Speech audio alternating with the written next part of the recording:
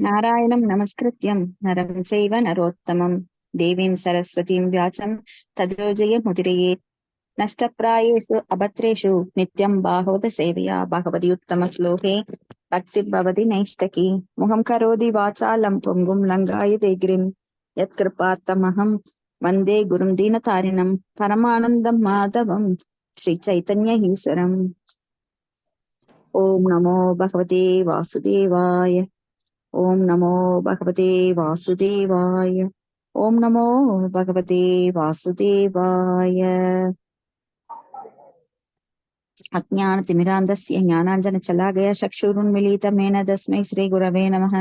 श्रीचैतन्यमनोभीष्टं स्थापिनमेन भूतले स्वयं रूपकदा मह्यं ददाति स्वपदान्तिकं।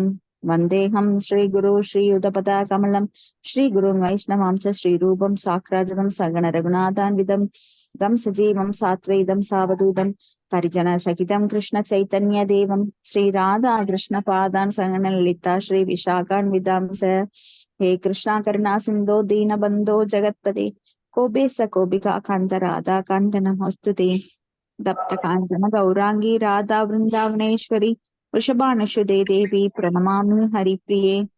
वाञ्छाकल्पतरुभ्यश्च कृपा सिन्धुभ्यश्च पतितानां पावनेभ्यो वैष्णवेभ्यो नमो नमः। श्रीकृष्ण चैतन्य प्रभु नित्यानंद श्री अद्वैत गदाधर श्रीवासादि गौरभक्तवृंदा।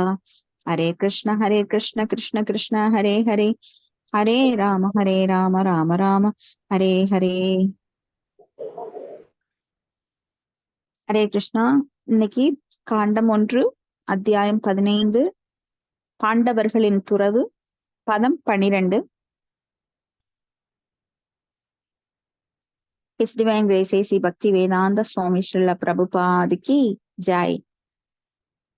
यत्ते च साध भगवान् उदिचूलपाणिर् विस्मापित सगिरिजो अस्त्रं मता निजं मे अन्ये अभिसाहं ममुनैव कलेवरेण प्राप्तो महेन्द्र भवने महत् आसनार्थम्.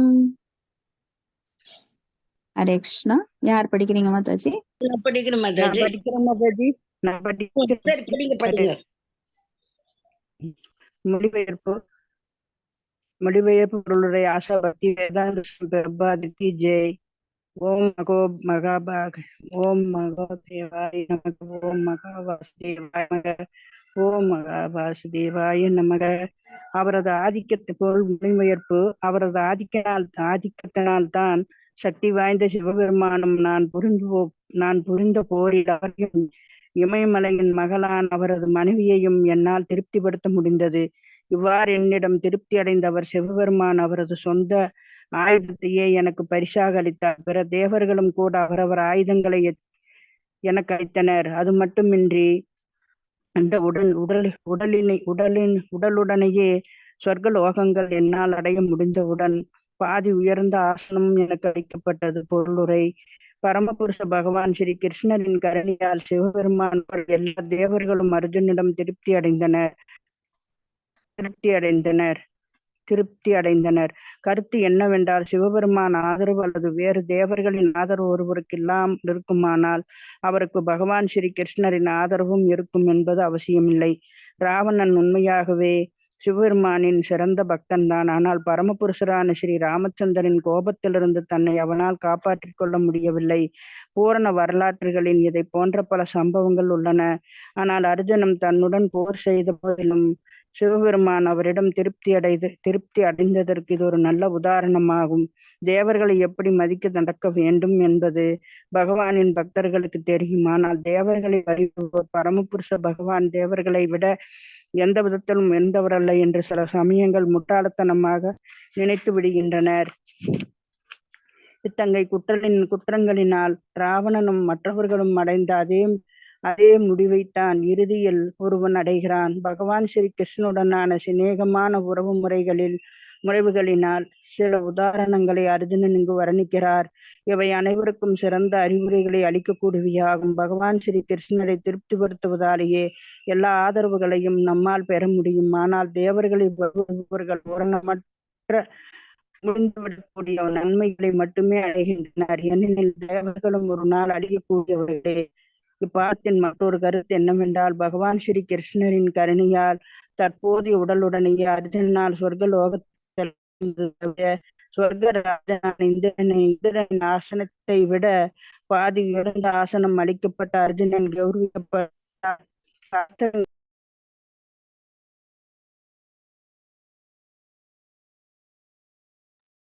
ஹரே கிருஷ்ணா மாதாஜி. கட் ஆயிட்டீங்களா? வேற யாராவது படிங்க மாதாஜி. எது மாதாஜி படிக்கணும்? 12வது பதத்துல 2வது பேரா.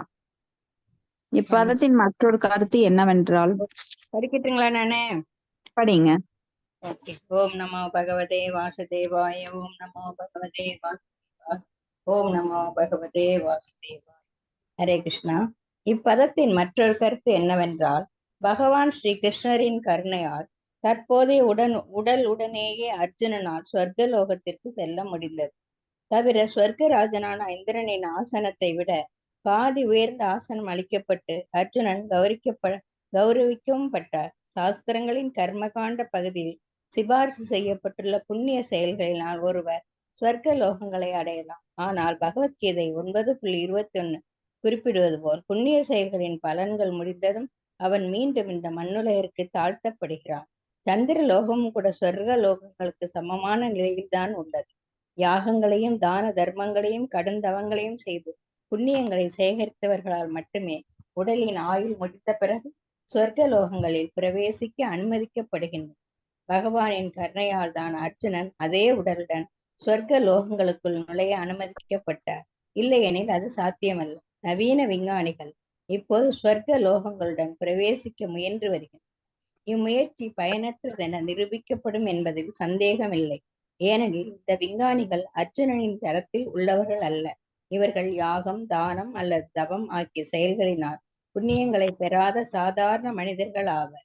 ஜட உடல் இயற்கையின் முக்குணங்களான சத்துவம், ரஜஸ் மற்றும் தமஸ் ஆகியவற்றினால் நடத்தப்படுகின்றன. தற்போதைய ஜனத்தொகை ரஜோ மற்றும் தமோ குணங்களின் ஆதிக்கத்தில் உள்ளது. மக்கள் சிற்றின்ப வெறியர்களாகவும் பேராசைக்காரர்களாகவும் இருப்பதே இந்த ஆதிக்கத்திற்கான அறிகுறியாகும்.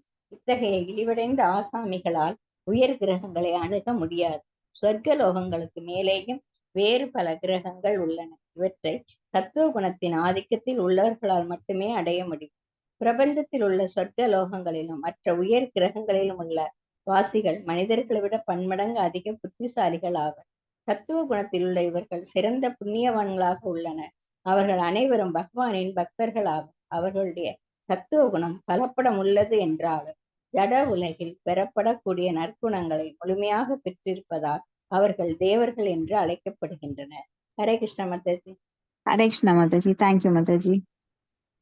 இங்க வந்து பிரணாம்ஸ் மாதாஜி. நீங்க பாண்டவர்களோட துறவு பார்த்துட்டு இருக்கோம். அப்போ பகவான் போனப்புறம் அவங்களுக்கு மனசெல்லாம் பகவான் மேலேயே இருக்கிறதுனால பகவான்னால நான் எப்படி காப்பாற்றப்பட்டார்கள் என்பதை மறுபடியும் நினைவு கூர்ந்து பாக்குறாங்க. அதுல ஒரு சம்பவம் தான் இப்ப அர்ஜுனன் நினைச்சு பாக்குறாரு. சிவபெருமான்கிட்ட தவம் செஞ்சு அவரை திருப்தி செய்து அவர்கிட்ட இருந்த ஆயுதத்தை பரிசாக, பாசுபத அஸ்திரத்தை பரிசாக பெற்றார். அது மாதிரிதான் பல தேவர்கிட்ட இருந்தும் நிறைய அஸ்திரங்களை அர்ஜுனன் வாங்குறாரு. ஏன்னா இந்திரனோட அம்சமாதான் அர்ஜுனன் வர்றாரு. அப்ப இந்திரன் தான் தந்தை. அப்ப இந்திரலோகத்திற்கு செல்லக்கூடிய அளவு சக்தியும் அவர் படைத்திருந்தார். இப்ப நாமெல்லாம் வேற லோகத்துக்கு போனோம்னா கண்டிப்பா கற்பனையில கூட முடியாது. எப்படி இருக்குன்னு நம்மளுக்கு தெரியாது. வழி தடமெல்லாம் நம்மளுக்கு தெரியாது. ஆனா இன்றைய விஞ்ஞானிகள் மாயா அபகிருத்த ஞானம், மாயால் மூடப்பட்ட அவர்களது அறிவு என்ன சொல்லுது? அவங்கள நீ எங்க வேணா போலாம், நீ ராக்கெட்டை உற்பத்தி பண்ணு, நம்ம கொடுக்குற வரி பணத்தை எல்லாம் செலவு பண்ணி அவங்க பெரிய பெரிய ராக்கெட்டுகளை கோடானு கோடி ரூபாய்களை போட்டு அதுல அவங்க முடக்குறாங்க. அப்புறம் நம்மளுக்கு வரி விதிப்பு அதிகமா பண்ணி நம்மள வந்து கஷ்டப்படுத்துறாங்க. ஆனா அந்த ராக்கெட் எல்லாம் எங்க போகுதுன்னே தெரியாது. பாதி வெடிச்சிருது, பாதி வந்து செயல்ல இருந்து போகுது. மீதி போனதா அவங்களா கற்பனை பண்ணி போலியா ஒரு நாடகம் ஒரு இடத்துல போய் போட்டோ எடுத்து அனுப்பிடுறாங்க. ஏன்னா வேறு உலகுக்கு போறது அவ்வளவு எளிதான விஷயம் கிடையாது. சில பிரபுவாதர் அதை வந்து வெளிப்படையா சொல்றாரு. பத்திரிகை நிபுணர்கள்கிட்ட அவங்க போக முடியாதுன்னு சொல்றத அவங்க வேற எங்கேயோ போய் போட்டோ எடுத்து போட்டுட்டு இருக்காங்க. ஆனா எங்கேயும் போக முடியாது. ஏன்னா பகவானுடைய லோகம் ஒவ்வொன்றும் பல அடுக்குகளால், கடினமான உரைகளால் மூடப்பட்டிருக்கு அப்படின்னு. அப்ப இங்க வந்து தேவலோகத்திற்கு போகக்கூடிய தகுதியையும் அவர் பெற்றிருந்தார். அப்ப இங்க நிறைய பேர் வந்து பரமபுருஷ பகவானை தவிர தேவர்களை வழிபடுறவங்க நிறைய இருக்காங்க. அப்ப தேவர்களை வழிபடுறவர்கள் பகவானை உதாசீனப்படுத்துறவங்களும் இருக்கிறாங்க, ராவணன் மாதிரி. ஏன்னா தேவ வழிபாட்டுல நம்மளுக்கு எல்லாம் கிடைக்கும். சிவபெருமானை வழிபட்டாலோ, பிரம்மனை வழிபட்டாலோ, முருகன், விநாயகர், இப்படி பார்வதி தேவி இவங்களெல்லாம் வழிபட்டாலோ நம்மளுக்கு தேவையான ஜட பௌதீக இன்பங்களை நாம் அடையலாம். ஆனால் அதையெல்லாம் அவங்க யார்கிட்ட இருந்து வாங்குறாங்க அப்படின்னா பரமபுருஷ பகவானான கிருஷ்ணர்கிட்ட இருந்து தான் அந்த சக்தியை வாங்குறாங்க. அவர் மூலமா தான் எல்லாமே டிஸ்ட்ரிபியூட் ஆகுது. இது தெரியாம மூடர்கள் அந்த வந்து துபலம் தேசம் தத்பவதி அல்பமேதசாம். அல்பமேதசாம் அப்படின்னா அற்ப புத்தி படைத்தவர்கள் என்ன நினைக்கிறாங்க, தேவர்களை வழிபட்டா போதும், கிருஷ்ணரை வழிபட வேண்டியதில்ல. கிருஷ்ணர் யாரு? 16,108 மனைவில வச்சிருந்தவர் தானே. அவர் என்ன சின்ன பையன், அவருக்கு என்ன தெரியும், அவர் மாடு வைக்கிறவர் தானே. இப்படியெல்லாம் இகழ்ந்துரைப்பார்கள். அவங்களுக்கு கிருஷ்ணரோட அருமை தெரியாது. பகவான் கிருஷ்ணர் யார், அவர் எப்படி சர்வ காரணமா இருக்கிறாருங்கிறது அவங்க சாஸ்திரங்களை ஆராய்ந்து பார்க்கல. ஸ்ருதி ஸ்மிருதி புராணேதி அப்படின்னு சொல்லி புராணங்கள், ஸ்ருதி ஸ்மிருதி சாஸ்திரங்கள் மூலமாகவும் அதை ஆராய முற்படணும். ஆனா அவங்களுக்கு அந்த அளவுக்கெல்லாம் டைம் கிடையாது. ஏன்னா அனுபவிக்கின்ற ஆசையில அவங்க அதுலயே ஈடுபட்டு இருக்கிறதுனால இதை வந்து ரொம்ப ஆராய்ச்சி பண்ணி எல்லாம் தெரிஞ்சுக்க மாட்டாங்க. ஏன்னா டாக்டருக்கு படிக்கணுங்கிறவன் என்ன பண்ணணும், அந்த புக்ஸ் எல்லாம் படிச்சு அப்புறம் அதுல வந்து இந்த விஷயம் இருக்குன்னு சொல்லணும். ஆனா இன்னைக்கு யார் வேணா மேடை போட்டு என்ன பண்றாங்க, பகவானை பத்தி இப்படி அப்படின்னு சொல்றாங்க. ஒண்ணுமே தெரியாது ஆனா சொல்றாங்க. அதை கேட்கறதுக்கு பொதுமக்கள் அதை கேட்டுட்டு முட்டாள்தனமா அவங்க வழியில போய் அவங்க பாதையை பின்பற்றி அழிவடைகிறார்கள். குருடர்கள் பின்பற்றி போகும் பாதை என்னாகும், பள்ளத்துலதான் நம்ம வீழ்ச்சி அடையணும். அப்ப கர்மகாண்ட பகுதியை சாஸ்திரங்கள்ல சொல்லப்பட்ட மாதிரி பின்பற்றினால் புண்ணிய செயல்கள் செய்யலாம், அதன் மூலமா மேலுலகங்களை அடையலாம். இப்ப பிரம்மாவுக்கு வந்து கல்பம், ஒரு கல்பம் அப்படிங்கிறது ஒரு பகல். அப்ப தபோலோகம், மகர்லோகம், ஜனலோகம், இந்த 4 சத்தியலோகம், இந்த 4 லோகங்கள்ல வந்து கல்பவாசிகள் அப்படிம்பாங்க. அதாவது ஆயுள் நீட்டித்த ஆயுள் இருக்கும். ஆனாலும் சொர்க்கலோகத்துல வந்து பல இன்பங்கள் கிடைக்கும். இங்க இருக்கிறத விட பல மடங்கு இன்பம் சொர்க்கலோகத்துல கிடைக்கும். இங்க கார் வச்சிருக்கிறோம் அப்படின்னா அங்க புஷ்பக விமானம் இருக்கும், அங்க பெட்ரோல் எல்லாம் போட வேண்டியது இல்ல. சொர்க்கலோகத்துல தங்க தட்டுல, வெள்ளி தட்டுல, இந்த மாதிரி அங்கேயும் கேட்டகரி இருக்கு. தேவர்கள்லயே உயர்ந்தவர் இருக்காரு, கொஞ்சம் அதுக்கு கீழே அசிஸ்டன்ட் இருக்காரு, அமைச்சர் இருக்கிறாரு, பொதுமக்கள் இருக்கிறாரு. இந்த மாதிரி அங்கேயும் கேட்டகரி இருக்கும். தேவர்கள்னா எல்லாரும் ஒரே நிலை அப்படின்னு சொல்ல முடியாது. 33 கோடி தேவர்கள், ஒவ்வொருத்தருக்கும் ஒவ்வொரு ஜாப் இருக்கும். அவங்களுக்கு ஆயுட்காலம் நீண்டதா இருக்கும், அழகிய உடல் இருக்கும். ஆனா என்ன பகவத்கீதையில நம்ம என்ன படிக்கிறோம், பிரம்ம புவனாலோக புவனராவார்த்தினோ அர்ஜுன மாமுபேத்தியேத்து கௌந்தேய புனர்ஜென்மன வித்தியதே. பிரம்மலோகத்திலிருந்து கீழே இருக்கிற தாழ்ந்த உலகம் வரை எங்கு போனாலும் நம்மளுக்கு என்னாகும், மரணம் ஏற்படும். நமது புண்ணிய செயல்கள் தீர்ந்த உடனே நம்மள அங்கிருந்து எட்டி உதைச்சு நம்ம மறுபடியும் கீழே வந்து விழுகணும். அப்போ மறுபடியும் எந்தெந்த லோகத்திற்கு நாம ஃபிட் ஆகிறோமோ அந்த உலகத்துக்கு நாம திருப்பி அனுப்பப்படுவோம், கீழ் லோகங்களுக்கு.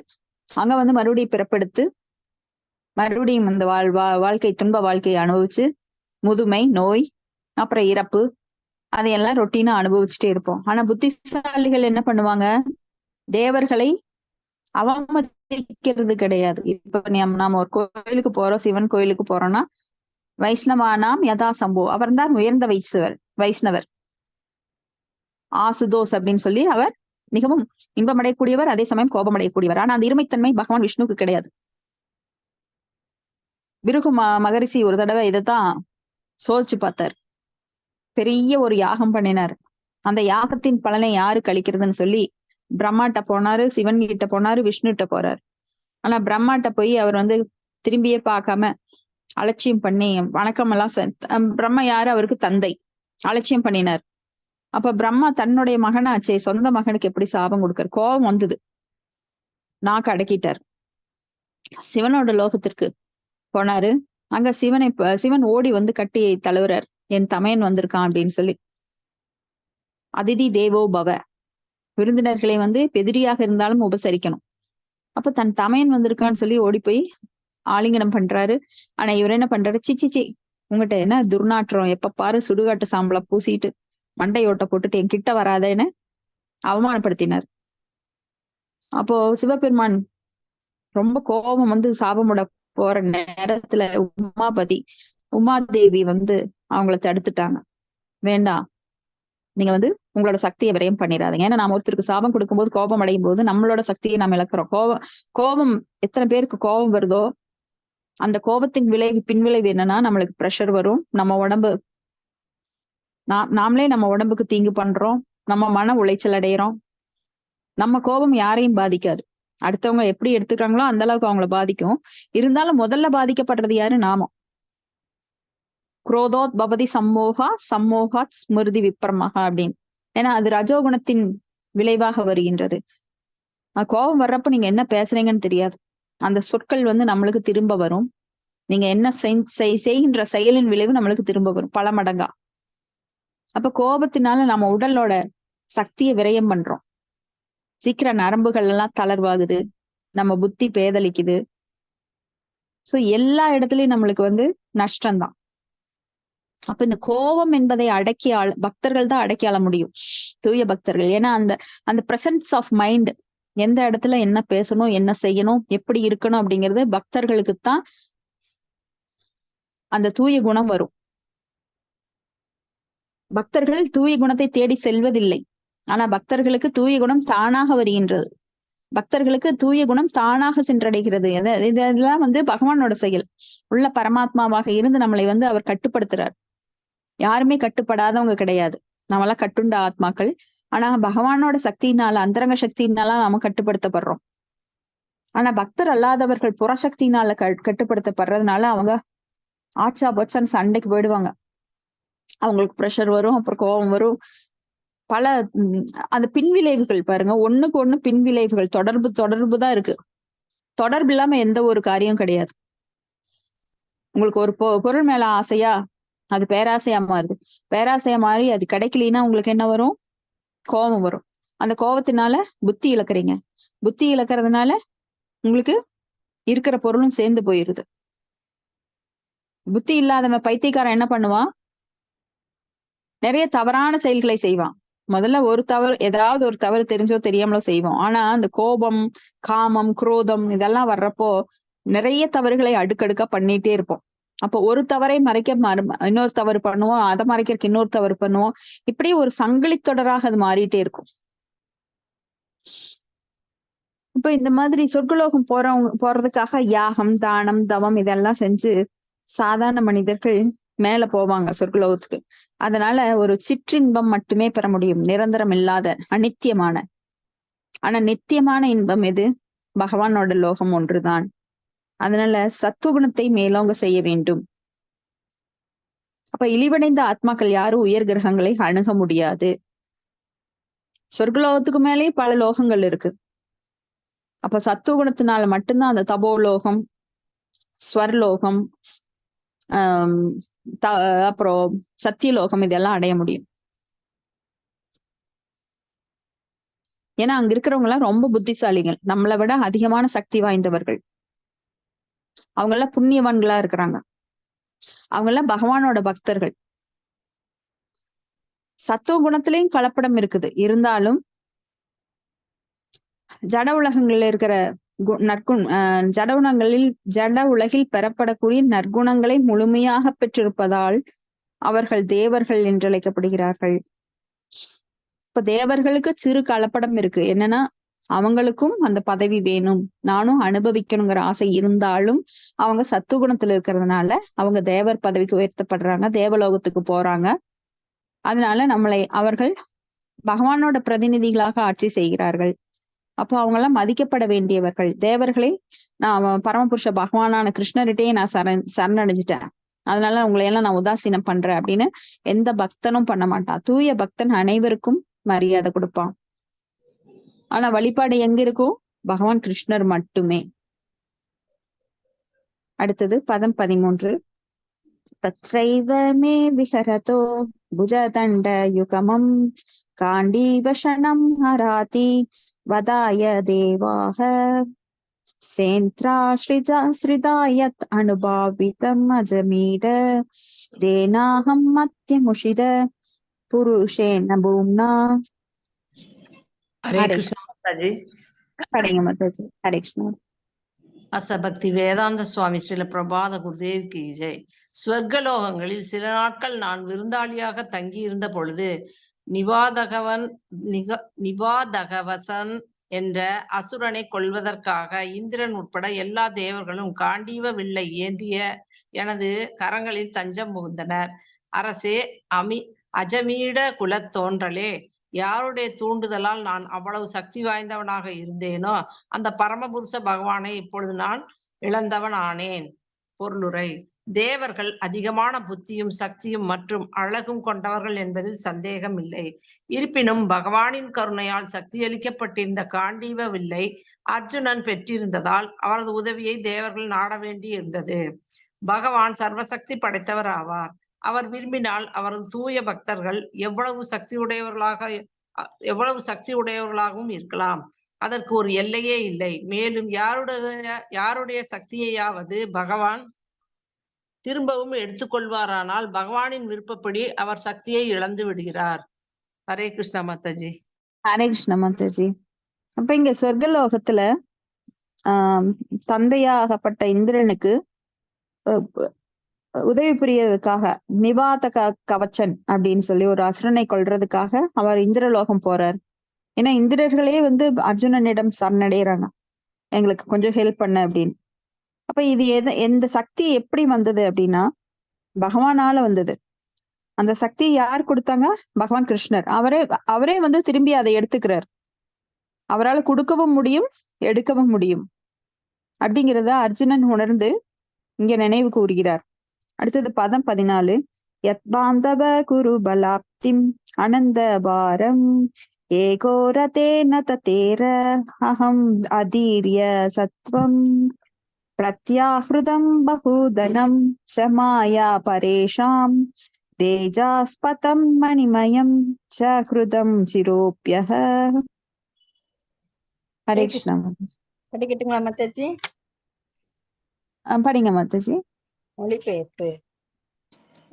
கௌரவர்களின் படைபலம் வெல்ல முடியாத பல சூழ்நிலைகளை கொண்ட ஒரு சமுத்திரத்தை போல் காட்சியளித்தது. எனவே அது கடக்க முடியாததாகும். ஆனால் அவரது நட்பினால் ரதத்தில் அமர்ந்திருந்த என்னால் அதை கடக்க முடிந்தது. மேலும் அவரது கருணையால் தான் என்னால் பசுக்களை திரும்ப பெற முடிந்தது. தவிரவும் ஒளியின் இடங்களாக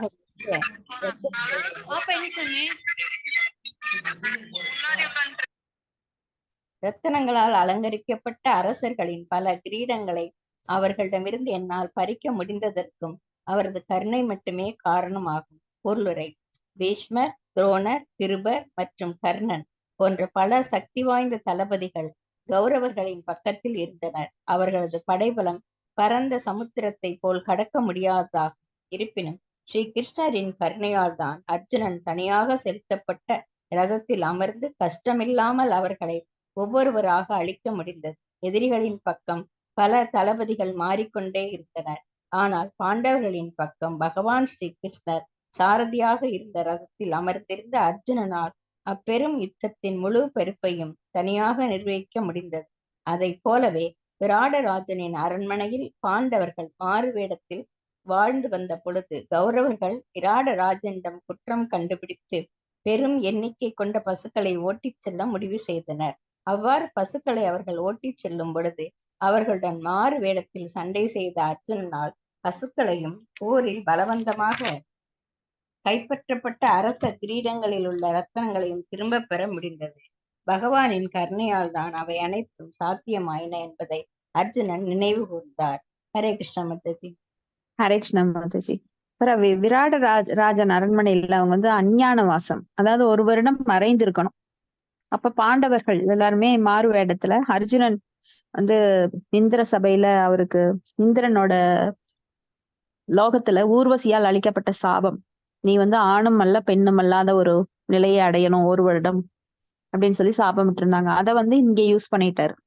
அப்ப பீமன் சமையல் அறையில இருந்தாரு. இந்த மாதிரி திரௌபதி அவங்க பணிப்பெண்ணாக இருந்தாங்க. இப்படி ஒவ்வொருவரும் ஒவ்வொரு வேடத்தை ஏற்று அந்த ராஜ்யத்துல மறைந்திருந்தாங்க. இது வந்து துரியோதனுக்கு சந்தேகம் வந்து விராட ராஜன் மேல குற்றம் இருக்குதுன்னு சொல்லி அங்க இருக்கிற பசுக்களை எல்லாம் ஓட்டிட்டு போறான். அப்பெல்லாம் செல்வம் அப்படின்னா பசுக்களையும் நிலத்தையும் வைத்து கணக்கிடப்பட்டது. இப்ப மாதிரி கிடையாது. நீங்க எத்தனை ஃபேக்டரி வச்சிருக்கிறீங்க, நீங்க எவ்வளவு சம்பளம் வாங்குறீங்க, அதெல்லாம் கிடையாது. முதல்ல ஒரு பெண் பார்க்கணும் அப்படின்னாலே அவங்க கிட்ட எவ்வளவு நிலம் இருக்கு, எவ்வளவு பசு இருக்கு அப்படின்னு பாப்பாங்க. ஆனா இந்த காலத்துல எவ்வளவு சம்பளம் வருது, அவன் எவ்வளவு பேங்க்ல வச்சிருக்கான், எவ்வளவு கார் வச்சிருக்கான். அதான் இந்த பொய் தோற்றங்கள்ல அந்த காலத்துல வந்து விவசாயம் அப்படிங்கிறது ஒரு அடிப்படை. இந்த காலத்திலயும் அடிப்படை. ஆனா அந்த அடிப்படைக்கு வந்து ரொம்ப மரியாதை இருந்தது.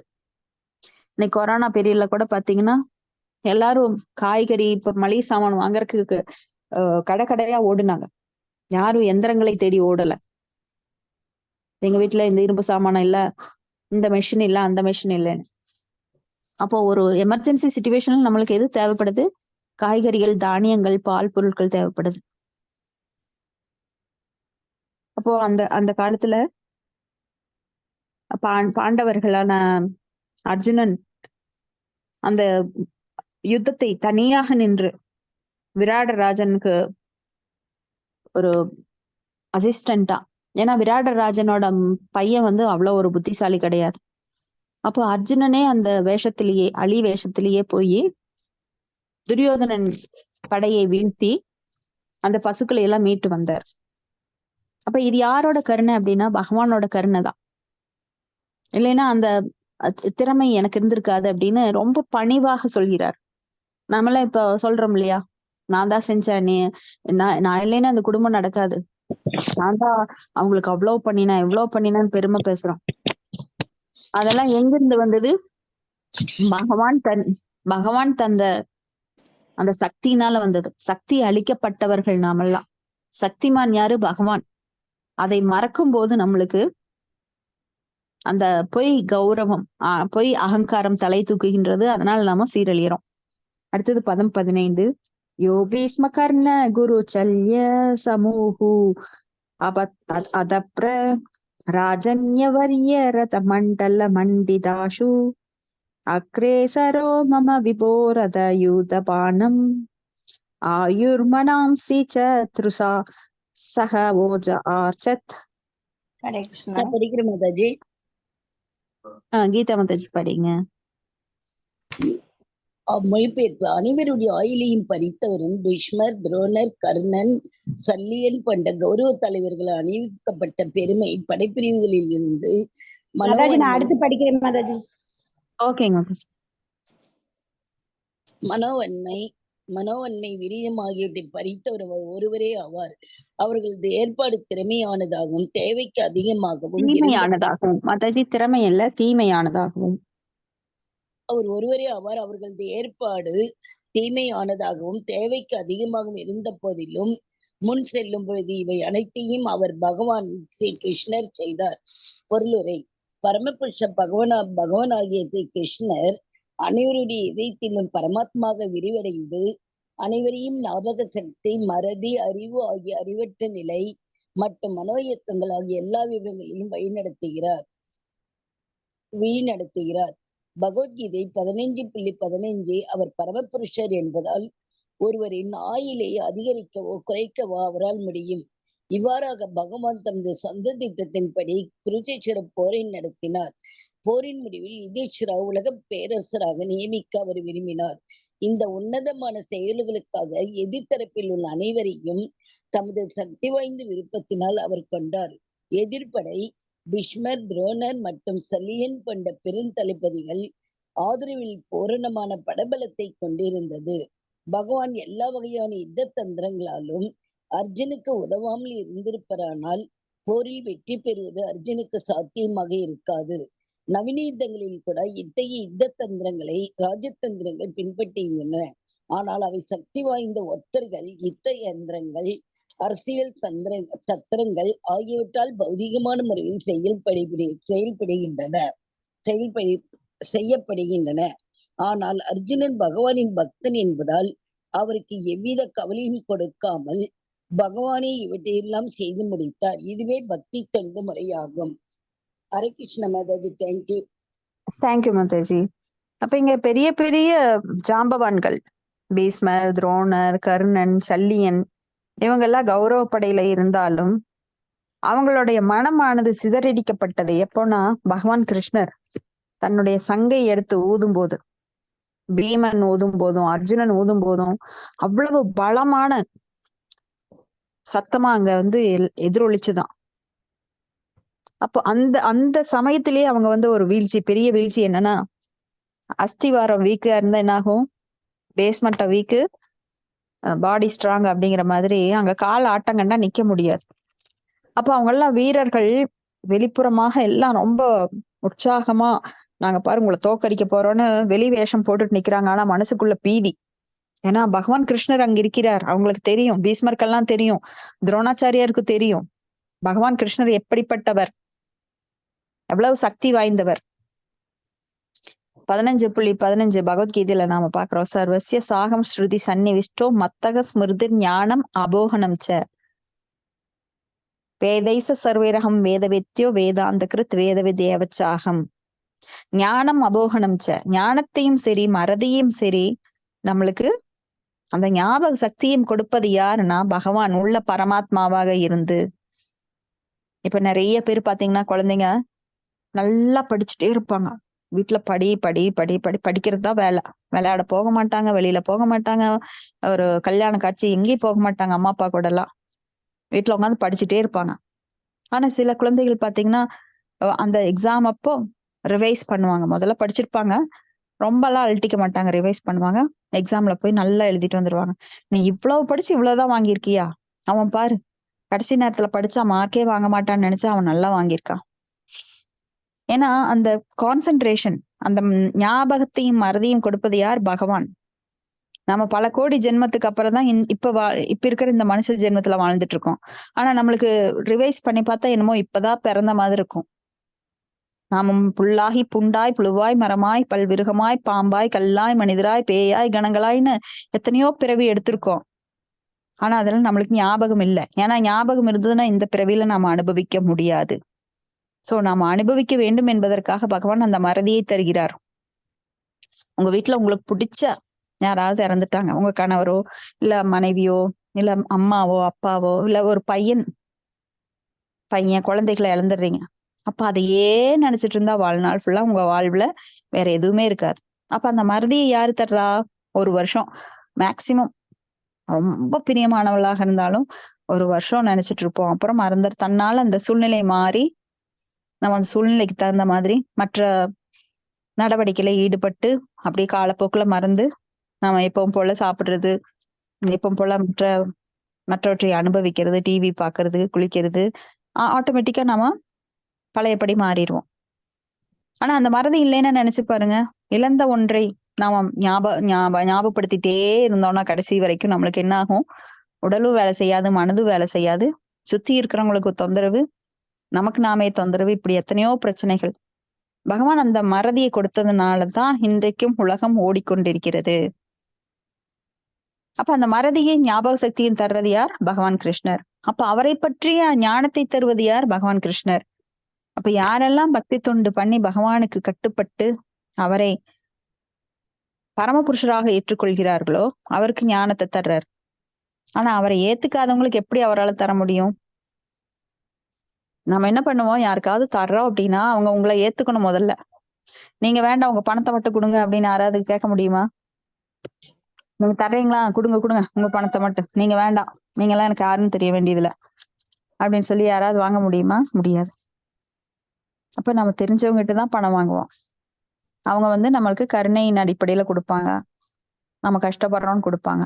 அது போல பகவான் நம்மளுக்கு எல்லா விதத்திலையும் அவர் உதவி செய்கிறார். குறிப்பிட்ட விதத்துல மட்டும் நாம சொல்ல முடியாது. பல வழிகள்ல நம்மளுக்கு உதவி பண்ணிட்டே இருக்காரு. ஆனா அதை நினைச்சு பாக்குற சக்தி தான் நம்ம கிட்ட இல்ல. அப்போ இங்க சக்தி வாய்ந்த ஒற்றர்கள், யுக்த தந்திரங்கள், அரசியல் தந்திரங்கள் இதெல்லாம் பௌதீகமான முறையில இருக்கு. அர்ஜுனன் பகவானோட பக்தருங்கிறதுனால எவ்வித கவலையுமின்றி நிமித்த மாத்திரம் பவ சவ்ய சாட்சினே, பகவானுக்கு ஒரு கருவியா மட்டும் செயல்பட்டாரு. ஒரு பொம்மலாட்டக்காரன் ஒரு பொம்மையை இயக்குறா அப்படின்னா அந்த பொம்மை சின்ன குழந்தைங்க நினைக்கும், ஓ அந்த பொம்மை தானா ஆடுது, கையாட்டுது, காலாட்டுது, டான்ஸ் ஆடுது, பேசுது, வாய் திறக்குது பாரு அப்படின்னு. ஆனா பெரியவங்களுக்கு தெரியும் பின்னாண்ட இருந்து அந்த பொம்மையை ஒருத்தன் ஆட்டுவிக்கிறான். அது போல தூய பக்தன் பகவானுடைய அந்தரங்க சக்தியினால் அவன் ஆட்டுவிக்கப்படுகிறான். ஆனா பகவானை புறக்கணிப்பவர்கள் மாயா சக்தியினால் ஆட்டுவிக்கப்படுகிறார்கள். இந்த ரெண்டுக்கும் ரொம்ப பெரிய வித்தியாசம் இருக்கு. அப்ப மாயசக்தி முக்குணங்கள் ஆட்கொள்ளப்பட்டு பெரும் தவறுகளை செய்கின்ற நிலைக்கு அபக்தர்கள் ஆளாகிறாங்க. ஆனா பக்தர்கள் பகவானோட சக்தியில எது செஞ்சாலும் அவங்களுக்கு மங்களமே உண்டாகின்றது. அவங்களுக்கு பிறப்பு இறப்பு அப்படிங்கிற வீழ்ச்சி கிடையாது. ஜென்ம மிருத்து ஜரா வியாதி துக்க தோஷான தர்ஷனம் கிடையாது. ஆத்தியாத்மிக ஆதி பௌதிக ஆதி தெய்வீகன்ற கஷ்டம் கிடையாது. அதற்கும் மேலையும் பிரேமையினால அவங்க ஆனந்தமயோ அபியாசாத் ஆனந்தத்தை அனுபவிக்கிறார்கள். நித்தியமான ஆனந்தது, இந்த ஜட உலக ஆனந்தம் கிடையாது. அடுத்தது பதம் 16. யத்தோக்ஷுமா பிரணிஹிதம் குரு பீஷ்ம கர்ண நப்த்ரு த்ரிகர்த்த சல்ய சைந்தவ பாலிகாந்த்யை அஸ்திராணி அமோக மகிமானி நிரூபிதானி நோபஸ்பிருசுர் நிர்ஹரி தாசம் ஹிவாசுராணி. ஹரே கிருஷ்ணா. மொழிபெயர்ப்பு தெய்வத்திரு ஆசா பக்தி வேதாந்த சுவாமி சிலா பிரபாதே கீதை. மொழிபெயர்ப்பு. பீஷ்மர், துரோணர், கர்ணன், பூரீஸ்வரர், கஷ்யமா, சல்லியன், ஜெயத்ரதன் மற்றும் பாலிகர் போன்ற சிறந்த தளபதிகள் அனைவரும் தடுக்க முடியாத அவர்களது ஆயுதங்களை என் மீது பிரயோகித்தனர். ஆனால் அவரது பகவான் ஸ்ரீ கிருஷ்ணரின் கருணையால் என் தலையிலுள்ள ஒரு முடியை கூட அவற்றால் தொட முடியவில்லை. இதே போலவே பகவான் நரசிம்ம தேவரின் பரம பக்தரான பிரகலாத மகாராஜனும் கூட அவருக்கு எதிராக அசுரர்களால் உபயோகிக்கப்பட்ட ஆயுதங்களால் பாதிக்கப்படவில்லை. பொருளுரை. நரசிம்மதேவரின் சிறந்த பக்தரான பிரகலாத மகாராஜன் வரலாறு ஸ்ரீமத் பாகவதத்தின் 7வது காண்டத்தில் விவரிக்கப்பட்டுள்ளது. 5 வயது நிரம்பிய பிரகலாதன் பகவானின் தூய பக்தராக இருந்த ஒரே காரணத்திற்காக தன் தந்தை கிரணியகசிவின் கோபத்திற்கு இலக்கானார். அந்த அசுரன் பிரகலாதரை கொள்ள எல்லா ஆயுதங்களையும் பிரயோகித்து பார்த்தான். ஆனால் பகவானின் கருணையால் எல்லா ஆபத்துகளிலிருந்தும் அவர் காப்பாற்றப்பட்டார். அவர் தீயிலும் கொதிக்கும் எண்ணெயிலும் மலை உச்சியிலிருந்தும் ஒரு யானையினுடைய கடியிலும் வீசப்பட்டார். அவருக்கு விஷமும் கொடுக்கப்பட்டது. இறுதியாக அவரை கொல்ல கிரணியகசிப்பு ஒரு வெட்டுக்கத்தியை எடுத்தான். இதனால் நரசிம்மதேவர் தோன்றி அவனை கொன்று தீர்த்தார். எனவே பகவத் பக்தரை யாராலும் கொல்ல முடியாது. அதே போலவே பீஷ்மரை போன்ற சிறந்த வீரர்களை எல்லா வகையான ஆபத்தான ஆயுதங்களும் பிரயோகிக்கப்பட்ட போதிலும் அவற்றிலிருந்து அர்ஜுனனும் கூட பகவானால் காப்பாற்றப்பட்டார். கர்ணன். பாண்டு மகாராஜன் திருமணம் செய்து கொள்வதற்கு முன் இவன் சூரிய தேவனால் குந்திக்கு பிறந்தவன். இவன் கவச குண்டலங்களுடன் பிறந்தவன். இவை அஞ்சாத ஒரு வீரனுக்குரிய அறிகுறிகளாகும். துவக்கத்தில் அவன் வசுசேனன் என்ற பெயருடன் விளங்கினான். ஆனால் வளர்ந்த பிறகு அவனது உடலுடன் பிறந்த கவச குண்டலங்களை இந்திரதேவனுக்கு பரிசாக அளித்து விட்டான். அன்று முதல் அவன் வைகர்த்தனன் என்று அழைக்கப்பட்டான். கன்னிப்பெண்ணான குந்திக்கு அவன் பிறந்த பிறகு கங்கையில் விடப்பட்டான். பிறகு அதிரதனாலும் அவரது மனைவியான ராதாவினாலும் கண்டெடுக்கப்பட்ட அவனை அவர்கள் தங்களது சொந்த குழந்தையாவே வளர்த்து வந்தனர். கர்ணன் குறிப்பாக சொந்த பிராமணரிடம் பெரும் கொடை உள்ளலாக விளங்கினான். பிராமணர்களுக்கு அவனால் கொடுக்க இயலாதது ஒன்றுமே இல்லை. இத்தகைய மனநிலையில்தான் அவன் இந்திரனுக்கும் தன் உடன் பிறந்த கவச குண்டலங்களை தானமாக கொடுத்தான். இதனால் மகிழ்ந்த இந்திரன் சக்தி என்னும் சிறந்த ஆயுதத்தை அவனுக்கு பரிசளித்தார். துரோணாச்சாரியின் மாணவர்கள் ஒருவராக சேர்த்து கொள்ளப்பட்ட அவனுக்கும் அர்ஜுனனுக்கும் ஆரம்பத்திலிருந்தே போட்டி பொறாமை இருந்து வந்தது. அர்ஜுனனிடம் கர்ணனுக்கு இடைவிடாத போட்டி இருந்ததை கண்ட துரியோதனன் அவனை தன் நண்பனாக்கி கொண்டான். இந்த நட்பு படிப்படியால் நெருங்கிய சிநேகமாக மாறியது. திரௌபதியின் சுயம்வர சடங்கில் கர்ணனும் இருந்தான். அச்சபையில் தன் திறமையை காட்ட முயன்ற கர்ணனை தடுத்து நிறுத்திய திரௌபதியின் சகோதரன் ஒரு தச்சனின் மகனான இவனுக்கு போட்டியில் பங்கேற்க தகுதியில்லை என்று அறிவித்தான். அர்ஜுனன் கூரையில் தொங்கிய மீனின் கண்ணை அம்பால் துளைத்து போட்டியில் வெற்றி பெற்றதும் திரௌபதி அர்ஜுனனுக்கு மாலை சுட்டிய பிறகு திரௌபதியுடன் அர்ஜுனன் புறப்பட தயாரானார். அப்போது கர்ணனும் ஏமாற்றம் அடைந்த மற்ற ராஜகுமாரர்கள் வழக்கத்திற்கு மாறாக அர்ஜுனனை வழிமறித்து அவருடன் சண்டை செய்தனர். குறிப்பாக கர்ணன் அர்ஜுனனிடம் பெரும் வீரத்துடன் சண்டையிட்டார். ஆனால் அவர்கள் அனைவரையும் அர்ஜுனன் தோற்கடித்தார். கர்ணன் அர்ஜுனனுடன் இடைவிடாத போட்டியில் ஈடுபட்டிருந்ததை கண்ட துரியோதனுக்கு பெரும் மகிழ்ச்சி ஏற்பட்டது. மேலும் அவன் ஆட்சியில் இருந்த பொழுது கர்ணனை அங்க தேசத்துக்கு அரசனாக முடிசூட்டினான். திரௌபதியை அடைவது தோல்வியடைந்த கர்ணன் திருபதராஜன் மீது தாக்கும்படி துரியோதனுக்கு யோசனை கூறினான். ஏனெனில் அவரை வென்ற அர்ஜுனனையும் திரௌபதியையும் கைப்பற்றி விடலாம் என்பது அவன் எண்ணம். ஆனால் இந்த சதி திட்டத்தை துரோணாச்சாரியர் கண்டனம் செய்தல் அவர்கள் கைவிட்டனர்.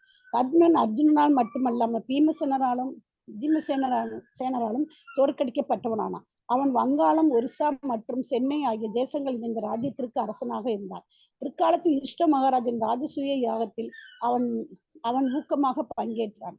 மேலும் பாண்டவர்களுக்கும் கௌரவர்களுக்கும் இடையில் சகுனியால் திட்டமிடப்பட்ட சூதாட்டம் நிகழ்ந்த பொழுது கர்ணனும் அதில் பங்கேற்றான். சூதாட்டத்தில் திரௌபதி பணயம் வைக்கப்பட்டதை கண்ட கர்ணன் மகிழ்ந்தான். அவனுடைய பழைய விரோதத்திற்கு இது உணவாக இருந்தது. திரௌபதி பந்தயத்தில் வைக்கப்பட்ட பொழுது அச்செய்தியை மிக உற்சாகத்துடன் அறிவித்தவனும் பாண்டவர்களின் ஆடைகளையும் திரௌபதியின் ஆடைகளையும் களையும்படி துச்சாதன் கட்டளையிட்டவனும் அவனேதான். பாண்டவர்களால் இழக்கப்பட்ட அவள் குருக்களின் அடிமையானதால் வேறொரு கணவனை தேர்ந்தெடுக்கும்படி அவன் திரௌபதியிடம் கூறினான். அவன் எப்பொழுதும் பாண்டவரின் ஒரு எதிரியாகவே இருந்தான். எனவே சந்தர்ப்பம் கிடைத்த போதெல்லாம் எல்லா வழிகளிலும் அவர்களை நசுக்கிவிட அவன் முயன்றான். குருட்சேத்திர யுத்தத்தின் போது போரின் முடிவை அவன் முன்னதாகவே கண்டான். மேலும் பகவான் ஸ்ரீ கிருஷ்ணன் அர்ஜுனன் தேரோட்டியாக இருந்ததால் வெற்றி அர்ஜுனனுக்குத்தான் என்ற தன் கருத்தையும் அவன் கூறினான். அப்போ அவன் எப்பொழுதும் பீஷ்மரிடம் கருத்து வேறுபாடு கொண்டான். பீஷ்மர் மட்டும் தன் திட்டத்தில் குறுக்கிடாமல் இருந்தால் பாண்டவர்களை 5 நாட்கள் தன்னால் முடித்துவிட முடியும் என்றும் சில சமயங்களில் மிகவும் கர்வத்துடன் கூறுவான். ஆனால் பீஷ்மர் இறந்த போது அவன் மிகவும் வருத்தப்பட்டான். இந்திரன் அளித்த சக்தி ஆயுதத்தால் அவன் கடத்கஜனை கொன்றான். அவனது மகனான விருஷசேனன் அர்ஜுனனால் கொல்லப்பட்டான். பாண்டவ வீரர்களின் பெரும்பகுதி அவன் கொன்றான். இறுதியாக அர்ஜுனனுக்கும் அவனுக்கும் கடும் போர் மூண்டது. அதனால்தான் அர்ஜுனன் கிரீடத்தை கீழே அடித்து தள்ள முடிந்தது. ஆனால் அவனுடைய தேர் சக்கரம் யுத்த களத்தில் சகதியில் சிக்கிக்கொள்ள நேர்ந்தது. சக்கரத்தை தூக்கிவிட கீழே குதித்த கர்ணன் இந்த நேரத்தில் தன்னை கொல்ல வேண்டாம் என்று அர்ஜுனன் கேட்டுக்கொண்ட போதிலும் வாய்ப்பை பயன்படுத்திக் கொண்ட அர்ஜுனன் அவனை கொன்று விட்டார். ஹரே கிருஷ்ண மாதாஜி, படிக்கவா மாதாஜி? படிச்சிருங்க மாதாஜி. இது நம்ம அப்படியே இன்ஃபர்மேஷனா நம்ம அப்படியே படிச்சுட்டு போயிடலாம். சரி. நப்தா பூரீஸ்வரர் குரு வம்சத்தில் ஒரு அங்கத்தினரான சோமதத்தரின் மகனாவார். சல்லியன் அவரது சகோதரன் ஆவான். இரு சகோதரர்களும் அவரது தந்தையும் திரௌபதி சுயமர சடங்கில் பங்கேற்றனர். அர்ஜுனன் பகவானிடம் சிநேகமான பக்தி கொண்டிருந்ததால் அவரது அற்புதமான பலத்தை அவர்கள் பாராட்டினர். இவ்வாறாக அவருடன் சண்டை தொடுக்க வேண்டாம் என்று திருதராஷ்டிரன் மகன்களுக்கு பூரீஸ்வரர் அறிவுரை கூறினார். இம்மூவரும் யுதிஷ்ட மகாராஜன் ராஜசூய யாகத்திலும் கலந்து கொண்டனர். இவர் ஒரு அசௌனி படைபலம் கொண்ட தனது சேனையை துரியோதனின் சார்பாக குருட்சேத்திர யுத்தத்தில் ஈடுபடுத்தினார். இவரை யூத பதிகளில் ஒருவராக பீமன் கருதினார். குருட்சேத்திர யுத்தத்தில் சாத்தியகியுடன் யுத்தம் செய்யும் பொறுப்பை ஏற்ற இவர் சாத்தியகியின் 10 மகன்களையும் கொன்றார். பிறகு அர்ஜுனனால் கரம் துண்டிக்கப்பட்ட அவர் இறுதியில் சாத்தியையால் கொல்லப்பட்டார். அவரது மரணத்திற்கு பிறகு அவர் விஸ்வதேவருடன் 2 கலந்து விட்டார். ஸ்ரீஹர்த்த கசர்மா விருத்தசேத்திர மகாராஜின் மகனான இவர் ஸ்ரீஹர்த்த சேசத்தின் அரசராக இருந்தார். திரௌபதியின் சுயமர சடங்கில் இவரும் இருந்தார். துரோதரின் நண்பர்கள் இவரும் ஒருவராவார். பச்ச தேசத்தை தாக்கும்படி இவர் துரியோதனனுக்கு யோசனை கூறினார். விராட நகரத்தின் பசுக்களை திருடிய நேரத்தில் விராடராஜனை இவரால் கைது செய்ய முடிந்தது. ஆனால் பிறகு விராடராஜன் பீமனால் விடுவிக்கப்பட்டார். குருட்சேத்திர போர்க்களத்தில் இவரும் பெரும் வீரத்துடன் போரிட்டார். ஆனால் முடிவில் அர்ஜுனனால் கொல்லப்பட்டார். ஜெயத்ரதன் விருத்தசேத்திர மகாராஜின் மற்றொரு மகன். இவன் சிந்து தேசத்து இன்றைய சிந்து பாகிஸ்தான் அரசனாவான். இவனது மனைவியின் பெயர் துக்சலா என்பதாகும். இவனும் திரௌபதியின் சுயமர அடங்கில் இருந்தான். அவளை அடைய இவன் பேராவல் கொண்டான். எனினும் பந்தயத்தில் தோற்று போனான். அன்று முதல் திரௌபதியுடன் தொடர்பு கொள்ளும் சந்தர்ப்பத்தை அவன் எதிர்பார்த்திருந்தான். சல்லிய தேசத்தில் திருமணம் செய்து கொள்வதற்காக செல்லும் பொழுது காமியவனத்திற்கு செல்லும் வழியில் மீண்டும் திரௌபதியை காண நேர்ந்த அவளால் மிகவும் கவரப்பட்டான். அச்சமயத்தில் சூதாட்டத்தில் ராஜ்யத்தில் இருந்த பாண்டவர்கள் திரௌபதி நாடு கடத்தப்பட்ட நிலையில் இருந்தனர். ஜெயத்ரன் தன் நண்பனான கோடிசஸ்யனின் வாயிலாக தவறான வழியில் திரௌபதிக்கு செய்தி அனுப்புவது நல்லது என்று எண்ணினான். திரௌபதி உடனே ஜெயத்ரதனின் நிர்வாக பேச்சை தீவிரமாக மறுத்தாள். ஆனால் அவளது அழகால் மிகவும் கவரப்பட்டிருந்த அவன் திரும்ப திரும்ப முயற்சி செய்தான். ஒவ்வொரு முறையும் திரௌபதியை அவனை மறுத்துவிட்டான். பலவந்தமாக அவளை ரதத்தில் ஏற்றி செல்ல அவன் முயன்றான். முதலில் திரௌபதி அவனை தீவிரமாக தாக்கிய போது அவன் வேறெடுத்த மரம் போல் கீழே விழுந்தான். ஆயினும் அதையும் அடையவில்லை. ஆனால் அடுத்த முயற்சியில் அவன் திரௌபதியை பலவந்தமாக தேரில் அமர செய்து விட்டான். இச்செயலை கண்ட தௌமிய முனி ஜெயத்ரதனின் செயலை மிகவும் கண்டித்து தேரை பின்தொடர்ந்து சென்றார். இவ்விஷயம் தாத்ரேயரின் வாயிலாக யுஷ்டமாரனுக்கு அறிவிக்கப்பட்டது. பாண்டவர்கள் பிறகு ஜெயத்ரதனின் வீரர்களை தாக்கி அவர்கள் எல்லாம் கொன்று போட்டனர். இறுதியில் பீமன் ஜெயத்ரதனை பிடித்து கிட்டத்தட்ட சாகும் வரை அவனை அடித்து போட்டான். பிறகு 5 முடிகளை தவிர அவன் தலையில் உள்ள மற்ற முடிகள் எல்லாம் துண்டிக்கப்பட்ட நிலையில் யுதிஷ்ட மகாராஜின் அடிமை என்று எல்லா அரசர்களிடம் அறிமுகப்படுத்தப்பட்டான். பிறகு அதே நிலையில் யுதிஷ்ட மகாராஜனின் முன் அவன் கொண்டு வரப்பட்டான். யுதிஷ்டரும் தாராள மனதுடன் அவனை விடுதலை செய்ய உத்தரவிட்டான். மேலும் யுதிஷ்ட மகாராஜன் பணிந்து அவருக்கு கப்பம் செலுத்துவதாக அவன் ஒப்புக்கொண்ட போது திரௌபதியும் அவன் விடுதலையை விரும்பினான். இச்சம்பவத்திற்கு பிறகு அவன் தன் நாட்டிற்கு திரும்ப அனுமதிக்கப்பட்டான். இவ்வாறு அவமானம் அடைந்த அவன் இமாலயத்தில் உள்ள கங்காத்திரிக்கு சென்று சிவபெருமானை திருப்திப்படுத்த கடும் தவத்தை மேற்கொண்டான். எல்லா பாண்டவர்களின் தனித்தனியாக வெல்லும் வரத்தை அவன் சிவபெருமானிடம் யாசித்தான். பிறகு குருஷேத்திர யுத்தம் துவங்கியது. அவனும் துரியோதனின் பக்கம் சேர்ந்து கொண்டான். முதல் நாள் யுத்தத்தில் அவன் போரிட்டான். 7 பெரும் தளபதிகளால் சூழப்பட்டு இரக்கமில்லாமல் அபிமன்யு கொல்லப்படும் பொழுது பாண்டவர்கள் உதவி தேடி அவனிடம் வந்தனர். ஆனால் ஜெயத்ரதன் சிவபெருமானின் கருணையால் பெரும் திறமையுடன் அவர்களை பின்னுக்கு தூக்கி துரத்தி எடுத்தான். அச்சமயத்தில் அர்ஜுனன் அவனை கொன்று விடுவதாக சபதம் செய்தார். இதை கேட்டதும் ஜெயத்ரதன் யுத்த களத்தை விட்டு வெளியேற விரும்பினார். இக்கோழைத்தனமான செயல்களுக்கு அவன் கௌரவரிடம் அனுமதி கேட்டான். ஆனால் அவனுக்கு அனுமதி அளிக்கப்படவில்லை. மாறாக அவன் அர்ஜுனனுடைய சண்டை செய்ய உத்தரவிட்டான். இருவருக்கும் இடையில் யுத்தம் நிகழ்ந்தது.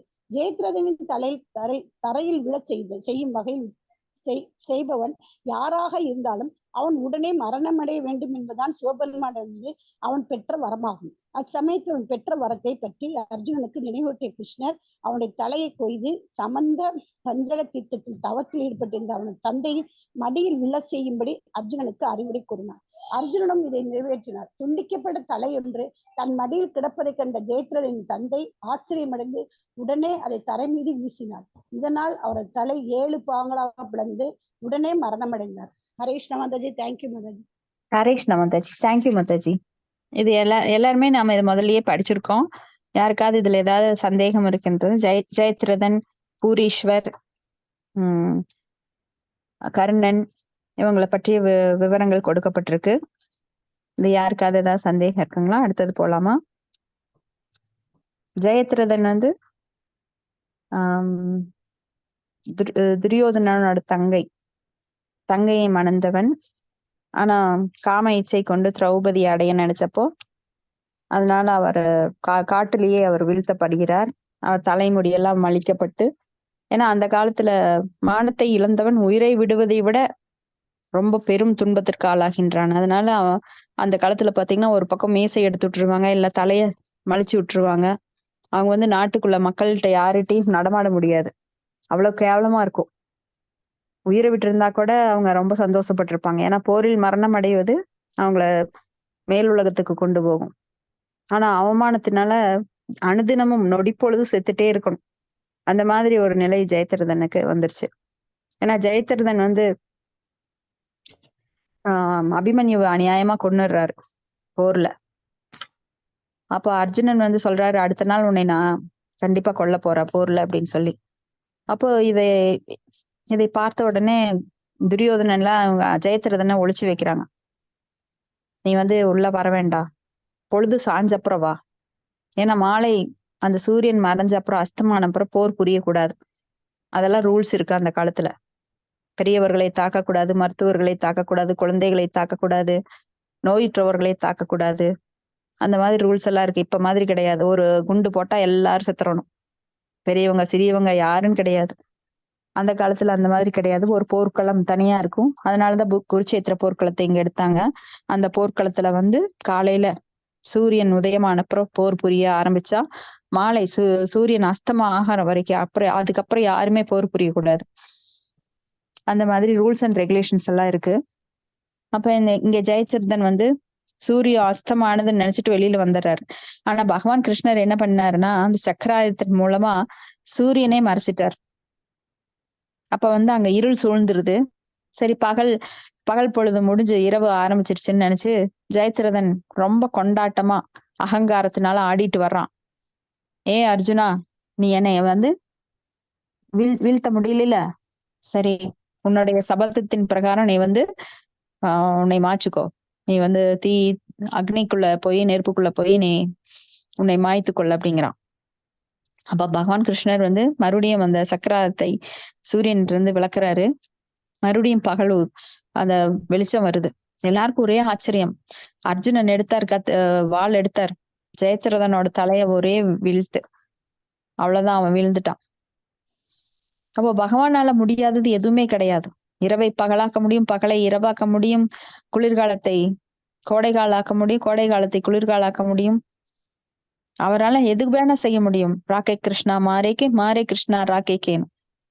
அவர் கொல்லணும்னு நினைச்சா அவர்கிட்ட இருந்து யாரும் தப்பிக்க முடியாது, யாரையும் அவனால காப்பாத்த முடியாது, அவர்கிட்ட இருந்து அவனை காப்பாத்த முடியாது.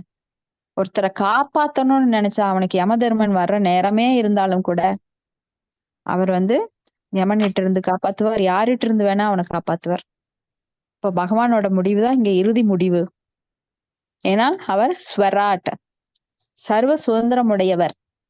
அவர் யாராலும் கட்டுப்படுத்த முடியாது. அவருக்கு கட்டுப்பட்டுதான் எல்லாரும் இருக்கணும்.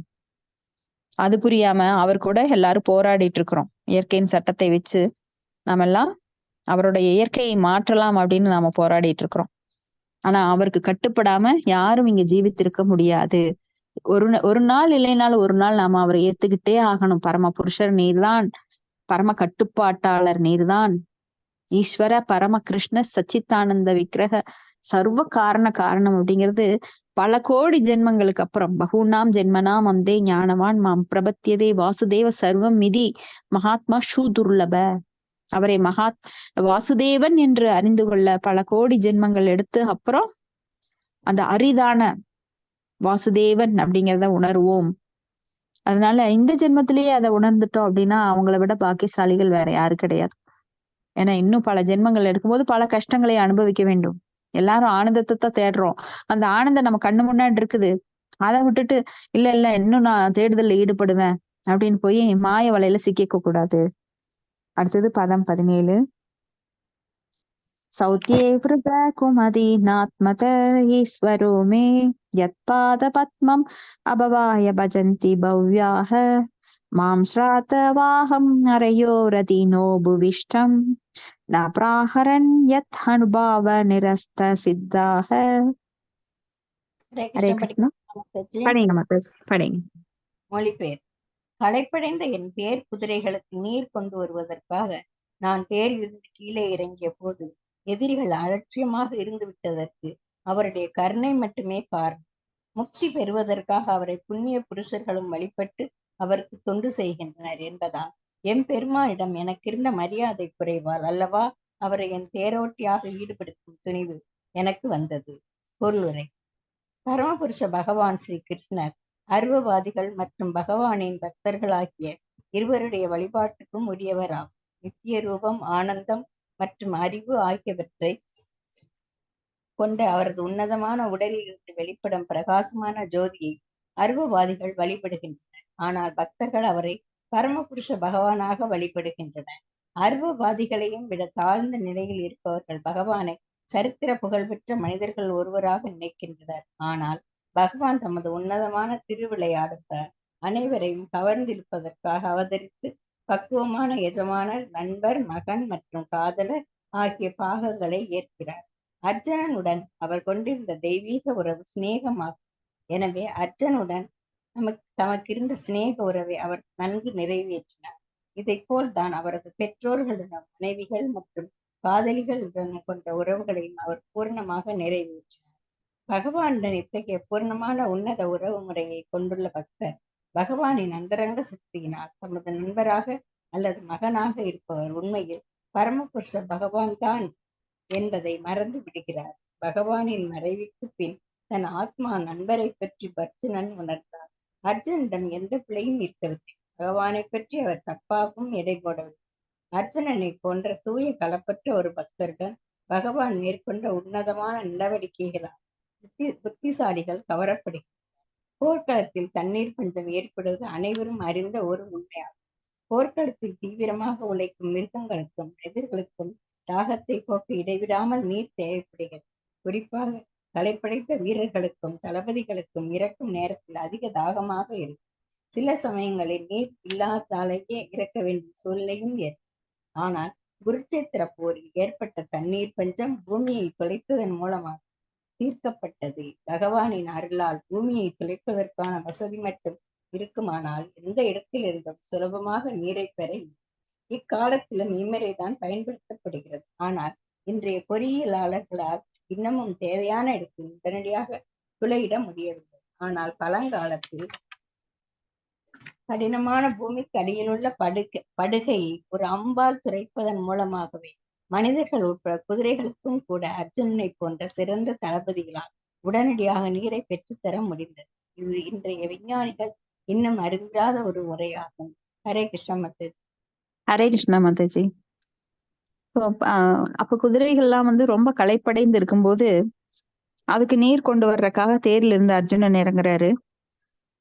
அப்போ இந்த இடத்துல வந்து போர் எப்படி ரூல்ஸ் அண்ட் ரெகுலேஷன் பின்பற்றப்பட்டதா, சட்டதிட்டங்கள் முறையாக பின்பற்றப்பட்டதா அப்படின்னா முதல் நாள்லயே அவங்க தவறிட்டாங்க.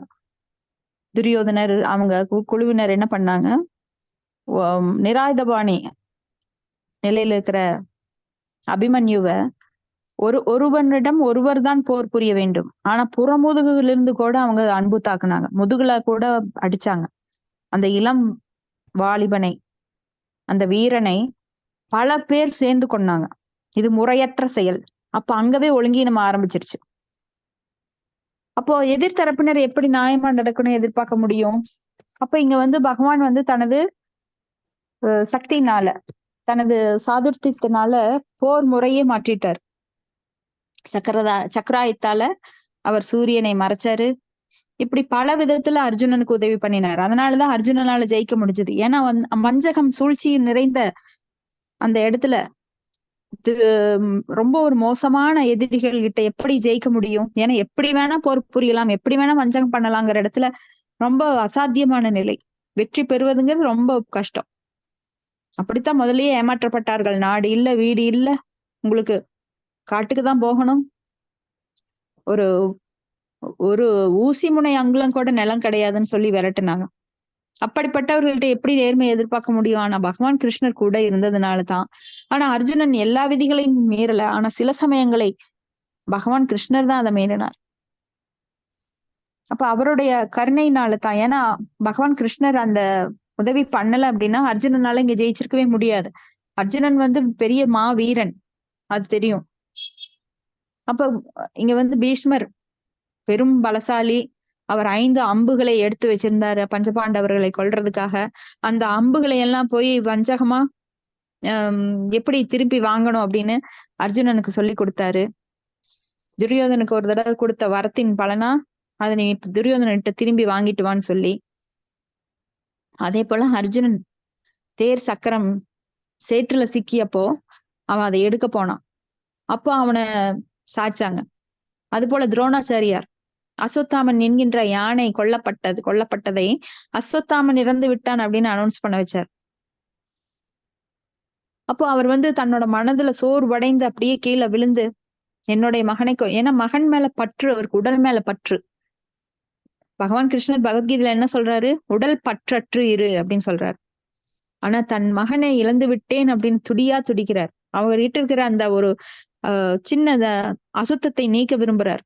உடல் மேல பற்று வைக்காத. ஏன்னா அஸ்வத்தாமன் வந்து சிரஞ்சீவி தான். இன்றைக்கும் கூட அந்த காடுகள்ல அலைஞ்சிட்டு இருக்கிறதா உத்தரப்பிரதேசங்கள்ல நாம வாட்ஸ்அப்ல எல்லாம் பாக்குறோம். பெரிய ஒரு, ஏன்னா அந்த காலத்துல 20 அடி பகவான் இருக்கும்போது, நம்மள மாதிரி இப்ப 10 அடி 5 அடி எல்லாம் கிடையாது. அவ்வளவு பெரிய உருவம், உடம்பெல்லாம் அவனுக்கு புண்ணு, ஒரு துர்நாற்றம். அவனுக்கு கிடைச்ச சாபக்கேடு அதுதான். ஏன்னா திரௌபதியோட 5 மகன்களை கொன்றப்போ பகவான் கிருஷ்ணருடைய கோபத்திற்கு ஆளானான். இப்ப இன்னைக்கும் கூட கிருஷ்ணரை வந்து திட்டிகிட்டே அலையறான் அப்படின்னு நம்ம கேள்விப்படுறோம். இப்படி வந்து போர்க்களத்துல அப்ப தண்ணீர் பஞ்சம் அதிகமா இருக்கும். ஏன்னா தாகம் அதிகமா இருக்கும். உழைப்பவர்கள் அவங்க எல்லாம் கடுமையா போர் புரியறவங்ககிட்ட. அப்ப அந்த தாகத்தை போக்குறதுக்காக இன்னைக்கெல்லாம் போர்வெல் போடுறோம், பூமியை துளையிடுறோம். அந்த காலத்துல எந்த இடத்துல அந்த தண்ணீர் வந்து தேங்கி இருக்கும், பாறைகளுக்கு இடையில எங்க ஊற்று இருக்கும் அப்படிங்கிறத சரியா எய்ம் பண்ணி அந்த அம்பு எய்துவாங்க.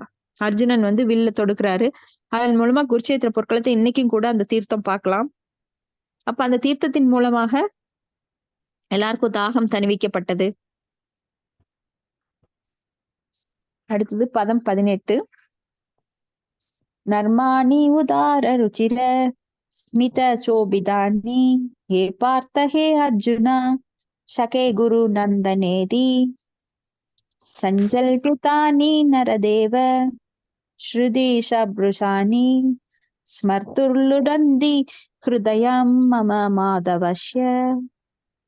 ஹரே கிருஷ்ணா. மொழிபெயர்ப்பு சின்னதா இருக்கு, நான் படிச்சிடுறேங்க. அரசே, கபடமற்ற அவர்களது விளையாட்டு பேச்சுக்கள் புன்னகைகளால் நன்கு அலங்கரிக்கப்பட்டிருந்தன.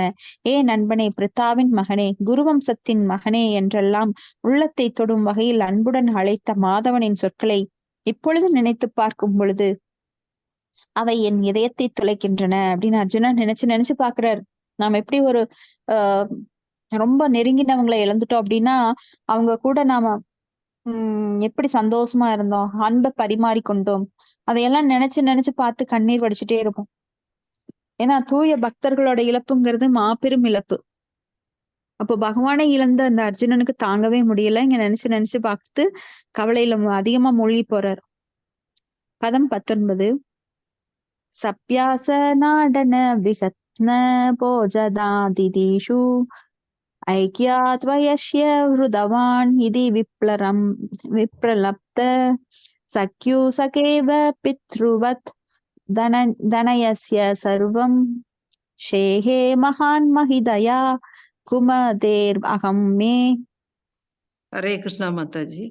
ஹரே கிருஷ்ணா மாதாஜி. பொதுவாக நாங்கள் இருவரும் ஒன்றாகவே உறங்குவதும் அமர்ந்திருப்பதும் சுற்றித் திரிவதும் வாழ்வதும் வழக்கம். அச்சமயத்தில் வீரச் செயல்களுக்காக ஒருவரை ஒருவர் புகழ்ந்து கொள்ளும் போது முரண்பாடுகள் ஏற்பட்ட சமயங்களில் நண்பா, நீ சத்தியமே உருவானவன் என்று கூறி அவரை நான் கடிந்து கொள்வது வழக்கம்.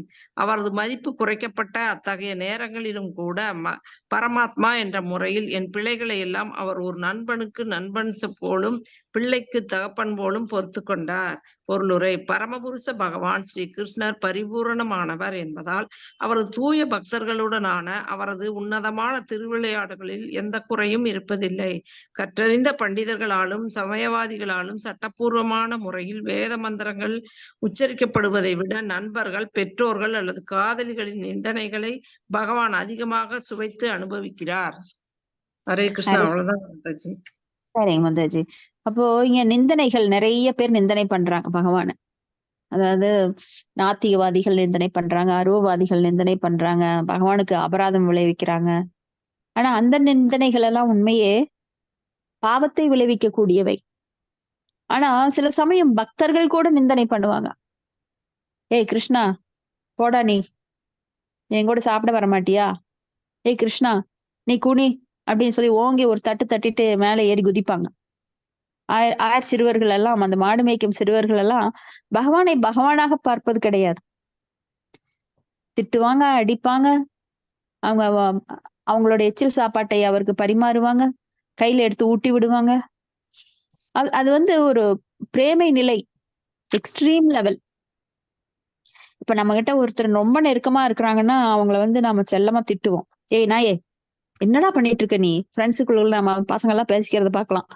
ஏய் மச்சான், வாடா, இங்க பொறுக்கி மாதிரி சுத்திட்டு இருக்காதுடா, இப்படி எல்லாம் பேசிக்கிறத நம்ம பாக்குறோம். ஆனா அவன் கோச்சுக்கிறது கிடையாது. ஏன்னா என்னோட நண்பன் அவன். மச்சான் அப்படின்னா அவன் தங்கச்சி காதலிக்கிறானா? கிடையாது. ஆனா அவனுக்கு பேர் மச்சான் அப்படிம்பாங்க.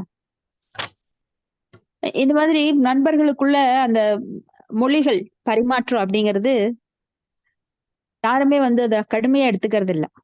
அப்படி பகவான் கிருஷ்ணர் அர்ஜுனன் எத்தனையோ முறை, ஏ ஆடு மேய்க்கிற சிறுவனே, ஏ ஆயர்பாடி சிறுவனே, ஏ திருட்டு பையா, வெண்ண திருடணும் தானே நீ, இன்னைக்கும் நாம இப்ப சோர் கீர் சோர் அப்படின்னு சொல்றோம்.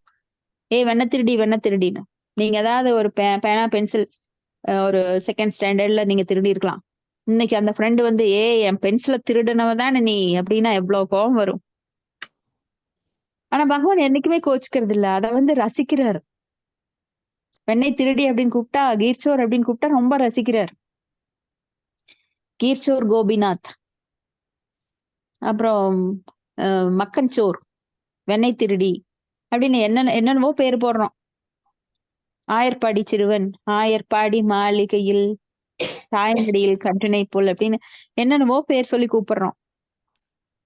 நம்ம குழந்தைகளை சிறு குழந்தைகளை கொஞ்சம் போது என்ன சொல்லுவாங்க, ஓ சிஜு பப்பு கட்டு குட்டு அப்படின்னு என்னென்னமோ பேர் சொல்லுவோம். ஆனா மீனிங்கே இருக்காது. ஆனா அந்த குழந்தை சிரிக்கும். அது மாதிரி பகவானை பக்தர்கள் தூய அன்பால என்ன சொல்லி கூப்பிட்டாலும் அவர் வந்து அதைய தன்னை போற்றுவதாக எடுத்துக்கொள்கிறார். அவங்களுக்கெல்லாம் வேத மந்திரம் தெரியாது, காயத்ரி மந்திரம் தெரியாது, ஓம் பூர் புவஸ்வக அப்படின்னு சொல்ல மாட்டாங்க, ஓம் நமோ பகவதேங்கிறது கூட தெரியாது. ஆனா அவங்களோட மொழிகள்ல அவங்க சொல்கின்ற சொற்களை எல்லாம் வேதங்கள் போற்றுவதை விட, வேத மந்திரங்களை விட அதிகமாக அவர் நேசிக்கிறார். ஏன்னா அந்த இடத்துல தூய அன்பு, பிரேமை. அப்போ சிலரெல்லாம் நினைக்கிறாங்க, நான் எல்லாம் படிக்கணும், நிறைய மெனுக்கெட்டு எல்லாம் பாத்தீங்கன்னா நிறைய காயத்ரி மந்திரங்களை படிக்கிறது, சான்ஸ்கிரிட்ல இருக்கிற ஸ்லோகங்களை படிக்கிறது, லலிதா சகஸ்ரநாமம் விழுந்து விழுந்து படிக்கிறது, கந்தசஷ்டி கவசம் படிக்கிறது. எதுக்கு? எனக்கு தெரியணுமா? அவங்க எல்லாருக்கும் சுத்தி இருக்கிறவங்களுக்கு ஒரு பெருமை. நான் பாரு அப்படியே ஃப்ளூயண்டா எல்லாம் சொல்றேன் பாரு. இப்ப பகவத்கீதை ஸ்லோகங்கள் சொல்றது, பாகவதம் ஸ்லோகங்கள் சொல்றது. ஆனா செயல் எப்படி இருக்கும்? மனசுல பகவானை நிறுத்த மாட்டாங்க. நிறுத்தாம பக்தி தொண்டு பண்ணாம வெறுமனமே வெளிப்புற தோற்றத்துக்காக தன்னை பக்தியை என காட்டிக் கொள்ளுவது. அதனால எந்த பிரயோஜனம் கிடையாது. ஏன்னா பகவான் வெளிப்புற தோற்றத்தை, நடிப்பை எதிர்பார்க்கல, அவர் உணர்வைத்தான் எதிர்பார்க்கிறார். உங்ககிட்ட எவ்வளவு அன்பு இருக்கு அவரால் புரிஞ்சுக்க முடியும். ஏன்னா அவர் பரமாத்மாவாக உள்ளிருக்கின்றார். நாம எல்லாருக்கும் நடிக்கணும் அப்படிங்கறக்காக நிறைய ஸ்லோகங்கள் படிச்சு சொல்றது, நிறைய சான்ஸ்கிரிட்ட படிச்சுக்கிட்டு இப்ப நிறைய வெளியில பாத்தீங்கன்னா மக்கள்லாம் அப்படித்தான் இருக்காங்க. கோயிலுக்கு போவாங்க, அப்படியே ஒப்பிப்பாங்க, ஆனா மனசெல்லாம் வேற எங்கேயோ இருக்கும். எனக்கு நாளைக்கு ஃப்ரிட்ஜ் வேணும், அதை வாங்க போறேன், நாளைக்கு ஒரு கரையை பண்ண போறேன், பகவானே இன்னும் அதை வந்து மேல மேல பெருக்கி கொடு, என்னோட தொழில் மேல மேல பெருக்கணும், எனக்கு லாபம் மேல மேல வரணும், ஒரு கார் 2 கார் ஆகணும், ஒரு வீடு 2 வீடு ஆகணும், ஒரு ஃபேக்டரி 4 ஃபேக்டரி ஆகணும். இப்படி கர்மகாண்ட வியாபாரியத்தான் பகவானை பார்ப்பாங்க. அங்க வந்து பகவானுக்கு அவங்களுக்கு உள்ளன்பு கிடையாது. பகவானுக்கு எப்பவுமே இருக்கு. ஆனா கர்மகாண்டம் பண்றவங்களுக்கு அன்பு கிடையாது. அதான் எல்லாமே ஒன் வே, பகவான் இருந்து வாங்குறதுலதான். சரி, பகவான் என்னங்கிறாரு, ஆர்த்தோ ஹர்த்தாச்சு ஜிக்யாசு ஞானிச்ச பரந்தபன்னு, சரி அப்படியாவது என்ன நினை, அடுத்த ஜென்மத்துல கொஞ்சம் மேல ஏத்தி விடுறேன் அப்படின்னு சொல்லி அதுக்கும் ஹெல்ப் பண்றாரு. அவங்க வந்து வலையில மேலும் மேலும் தங்களை சிக்கிக்கொள்கிறார்கள். நாமளே போய் வலையில மாட்டிக்கிறோமா? ஒரு பின்னல், 2 பின்னல், 3 பின்னல்ல அப்படியே மாட்டிக்கிறாங்க. ஒரு புழுவை பிடிக்கிறதுக்காக மீன் என்ன பண்ணுது? போய் வலையில தானா சிக்கிக்குது. மான் என்ன பண்ணுது? இனிமையான ஓசையை எழுப்பும் அந்த வேடனிடம் மயங்கி அதான் போய் விழுந்துருது. புலனின்பத்தில் ஆசை உள்ள அந்த யானை, பெண் யானைக்கு ஆசைப்பட்டு ஆண் யானை போய் அந்த குழியில விழுந்துருது. இந்த மிருகங்கள் மாதிரிதான் நாம சின்ன சின்ன அற்ப ஆசைகளுக்கு ஆசைப்பட்டு, வீடு வேணும், நல்ல மனைவி வேணும், நல்ல கணவன் வேணும், நல்ல குழந்தைகள் வேணும், குழந்தைகளோட மயக்கும் மழலை மொழியில மயங்கிறது, மனைவி என்ற ஒரு மோகத்திடம் மாயிடம் வீழ்வது ஆண்களுக்கு சகஜம். அவங்க என்னத்தை அனுபவிக்கிறாங்க? வாழ்நாள் ஃபுல்லா அந்த மனைவி குடும்பத்துக்கு உழைச்சு கொட்டுறாங்க, கடைசியில ஓஞ்சு போறாங்க, கடைசியில மடிஞ்சு போறாங்க. ஆனா இந்த பக்தியை எடுத்துக்கிறது கிடையாது நிறைய ஆண்கள். எனது குடும்பம்னு எது வரைக்கும் நினைக்கிறாங்க? மரணம் வரைக்கும். மரணத்துக்கு அப்புறம் அந்த குடும்பம் கிடையாது. அவன் சம்பாரிச்சு வச்சதெல்லாம் அனுபவிக்கிறதாரு வேறொரு ஆத்மா, உடல் கொண்ட ஆத்மா.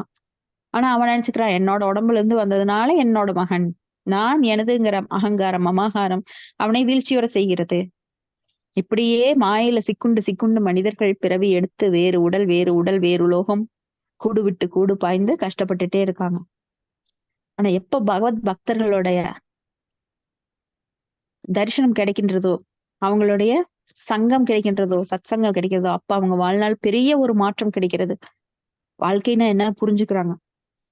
வெளிப்புறமா அல்ல, கண்ணுக்கு தெரியாத பல விஷயங்கள் இருக்கிறது. அந்த நுணுக்கமான விஷயங்கள் எல்லாம் நான் பாகவதத்துல படிக்கணும், கேட்கணும், அதை பிராக்டிஸ் பண்ணணுங்கிற எண்ணம் அப்புறம் வந்து கடைசியில பக்தர்களாக மாறுகிறார்கள். சுதுர்லப அப்படி மாறுவது சுதுர்லப ரொம்ப அரிதானது. ஏன்னா ஆயிரம் பேர் அதுக்காக முயற்சி பண்ணலாம். மனுஷியானாம் சகசிரேஷு கச்சித் யததி சித்தையே யததாம்பபி சித்தானாம் கச்சித் மாம் வேதி தத்துவதக. ஆயிரம் பேர்கள் முயற்சி பண்ணினாலும் அதுல யாரே ஒருத்தன் தான் பகவானை நோக்கி முன்னேறுகிறான். ஹரே கிருஷ்ணா. பதம் 20 நாளைக்கு படிச்சுக்கலாம். இது வரைக்கும் உங்களுடைய கருத்துக்கள், ஏதாவது சந்தேகம் இருந்தா நீங்க